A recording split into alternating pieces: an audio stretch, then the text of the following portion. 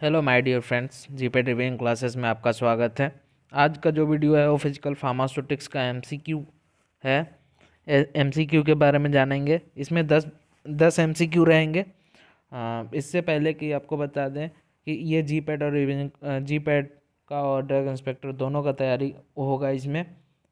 इसको please like, subscribe और comment करें ताकि और भी वीडियो हम बना सकें, अच्छा लगे तो। नेक्स्ट 11th, इसके पिछले वीडियो में 10 बना चुके हैं। पिछले वीडियो जाके आप देख सकते हैं। 11th से स्टार्ट करते हैं। तो 11th डैश इज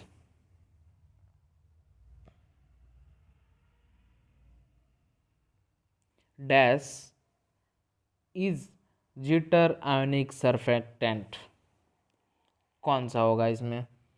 ASLS या लेसिथिन या ट्विन क्लोराइड या बेंजल कोनियम, कौन सा होगा?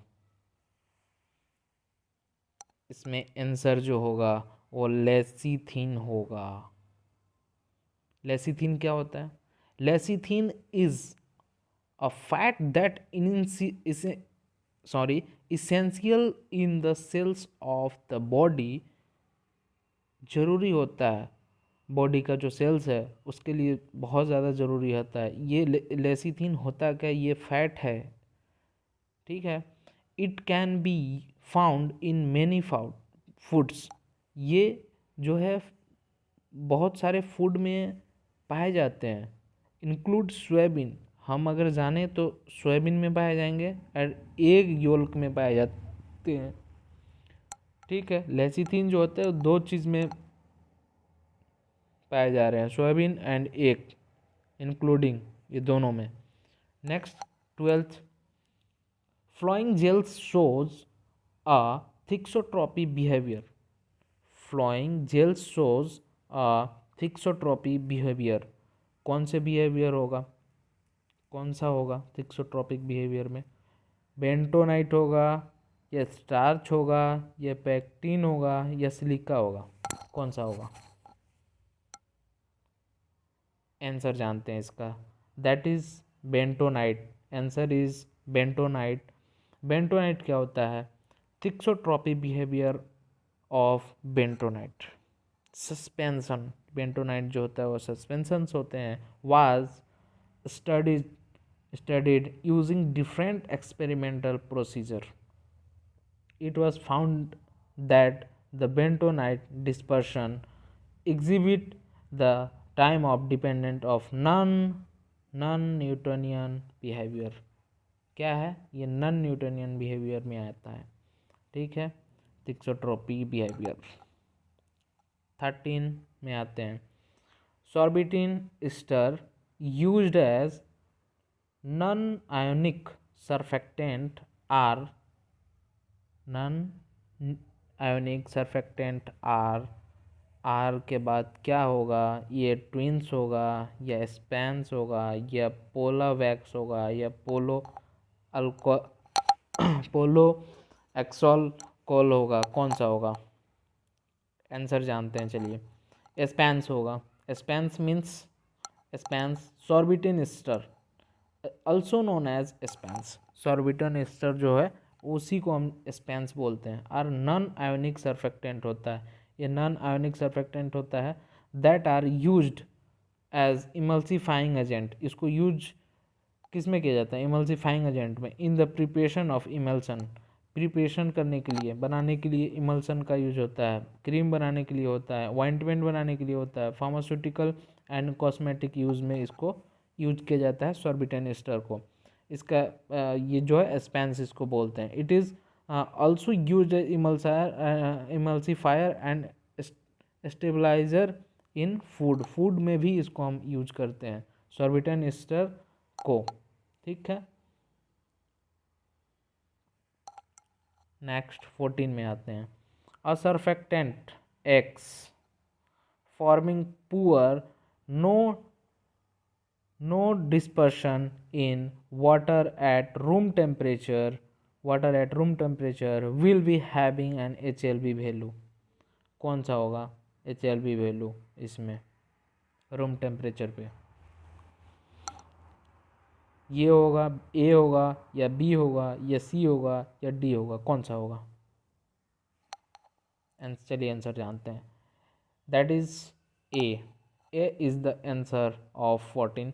A surfactant X forming poor or no dispersion in water at room temperature will be having an HLB value is 5. Next, 15 question number. Phase inversion temperature is also called, कौन सा होगा? ये होगा fusion temperature या collapse होगा temperature या transition temperature होगा या HLB टेम्परेचर होगा? विच वन? क्विक, चलिए आंसर देखते हैं. HLB टेम्परेचर होगा. HLB hydrophilic lipophilic balance, that is called HLB. HLB temperature क्या होता है? HLB temperature the phase inversion temperature at which the hydrophilic lipophilic property of the surfactant are balanced, also called as HLB temperature, may be detected conduct meterically. Okay, it is called HLB temperature. Next question 16. The first order half life is equal to, कौन सा होगा? Equal to, मुझे लग रहा है ये सी, 0.693 by के. चलिए आंसर देखते हैं. Yes, the answer is C, 0.693 by k. The half life of reaction is the time of required for the reactant concentration to decrease the half life of initial value. The half life of first order reaction is constant that is related to the rate of constant reaction T by 1 by 2 equal to 0.693 by K. That is called, the answer is यहाँ. Radioactive decay reaction is the first order reactions. Okay. Next 17. Which of the following property is derived from the which of the following property is derived property of powder? कौन सा होगा इसमें? Size distribution या surface area of powder या porosity या कोई भी नहीं? Which one? क्विक, चलिए आंसर देखते हैं.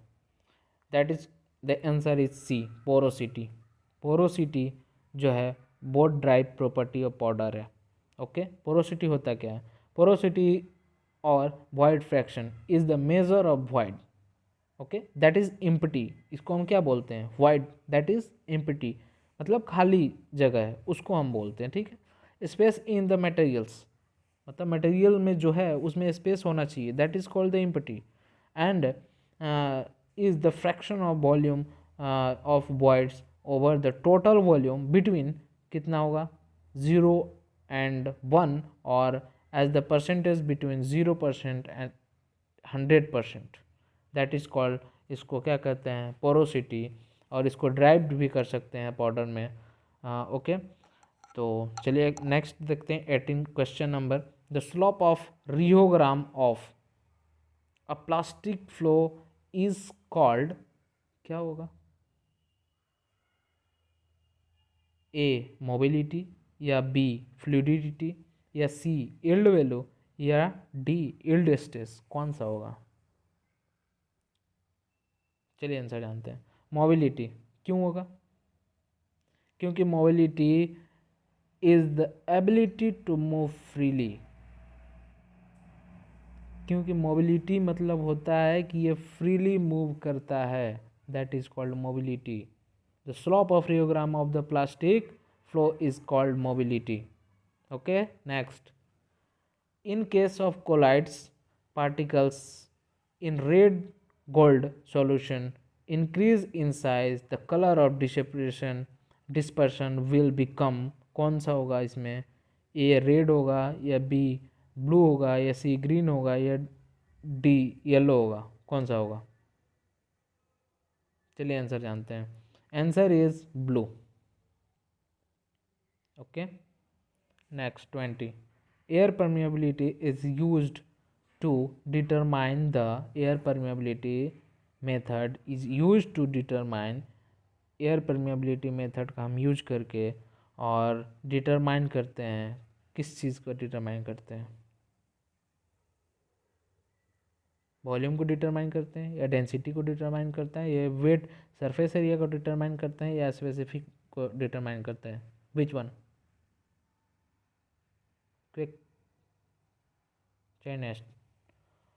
That is the answer. और स्पेसिफिक सरफेस एरिया को हम डिटरमाइन करते हैं। स्पेसिफिक सरफेस एरिया क्या होता है? Specific surface area is a property of solids defined as the total surface area of a material per unit of mass or solid or bulk volume. It is the physical value that can be used to determine the type of property of a material, that is called specific surface area. Okay.